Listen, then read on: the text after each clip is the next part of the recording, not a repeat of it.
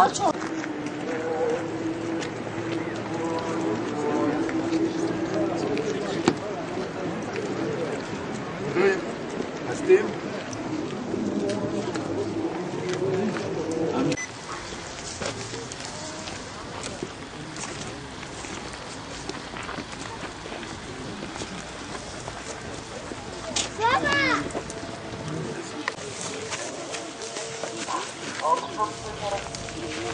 أعوذ بالله من الشيطان الرجيم بسم الله الرحمن الرحيم أعظم الله أجركم وأحسن عزاكم وغفر الله لميتكم إلى روح الميت المعلومين الفاتحة.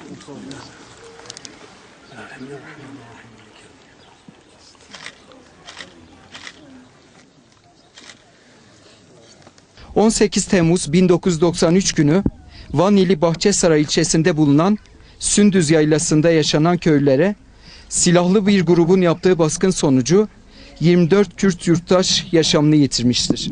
Soruşturmanın başlangıcından itibaren olayın faillerini tespite yönelik kapsamlı bir araştırma yapılmamıştır. Soruşturma şekli bir biçimde yapılarak bürokratik yazışmalar ile zaman geçirmeye çalışılmıştır.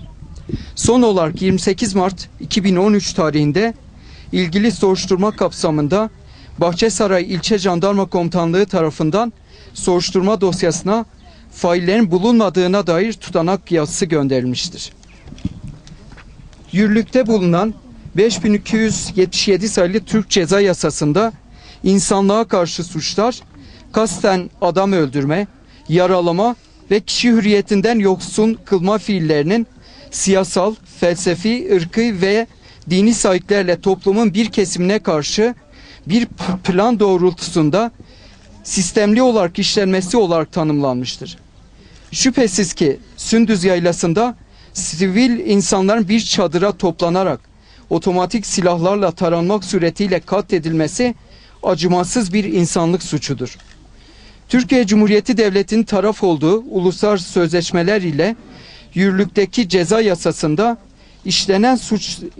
işlenen insanlık suçlarında zaman aşımı hükümlerin uygulanmayacağı açıkça belirtilmiştir.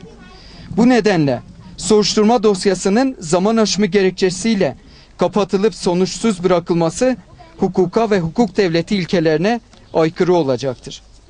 Şehitlerin yakınlarına, mağdurlara başsağlığı ve sabır diliyorum.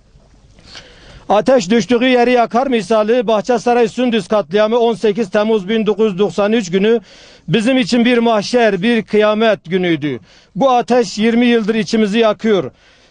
Şehitlerimizi rahmetle anarak Şirin ilçemizin halkı sabır ve metanetle bizlere her zaman teselli vererek birlik ve beraberliği bütün dünyaya göstermiş olmaktadır. Fırsat kalmadı. Tetikler aynı anda çekildi. Her şey tükendi. Korku yoktu, öfke yoktu. Ağlamaya zaman yoktu. Silah seslerine karışan derin bir uğultu duyuldu. Çocukların narin hıçkırıkları karıştı geceye. Soykırım gibi katliamdı ve delil bırakmamak için tekrar şarjörler değiştirilip tekrar tetikler çekildi. Yasa şaba doğruya Germanca haber. Şirketi nakhoşya. Çık yazı bütün anlasın. Gutun ama ava acbiziler nasıl? O tersimi gazaba khodi be. Ha hoşmeti. Amin. Khodi mezonya kiya. Khodi temu kocha.